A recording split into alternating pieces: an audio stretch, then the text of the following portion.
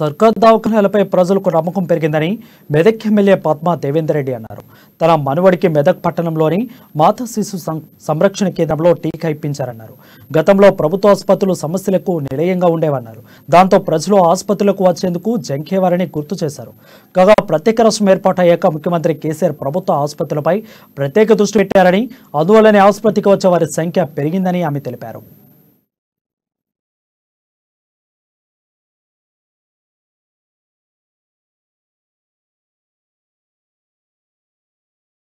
మరి దీన్ని ముఖ్యంగా ఎవరైతే నిరాశ్రయులు, ఇల్లు లేకుండా పేదవారు, పొట్ట గడవని పరిస్థితిలో ఉంటారో వాళ్ళందరినీ కూడా తీసుకొచ్చి ఇక్కడ ఆశ్రయం కల్పించి వారికి భోజన వసతి కల్పించాలనేది ముఖ్య ఉద్దేశం. ముఖ్యంగా ఎవరైతే ఆశ్రయం లేకుండా ఉన్నారో వాళ్లకు డబుల్ బెడ్రూమ్లలో చాలా మంది కూడా ఇల్లు ఇవ్వడం జరిగింది. కొంతమంది డబుల్ బెడ్రూమ్ లో ఉండలేని పరిస్థితిలో ఒంటరిగా ఉన్న వాళ్ళు ఉన్నారు. వాళ్ళకి మరి సెక్యూరిటీ పరంగా కానీ మిగతా పరంగా కానీ ఏం చేసుకోలేని పరిస్థితుల్లో పేదవారు, అన్సౌండ్ పర్సన్స్ అంటే రిటార్డెడ్ పర్సన్స్ అట్లాంటి వాళ్ళు ఉన్నారు. వాళ్ళని కూడా తీసుకొచ్చి ఇంట్లో పెట్టి మరి వాళ్ళకు కూడా ఆశ్రయం కల్పించాలనేదే మరి దీని యొక్క ముఖ్య ఉద్దేశం.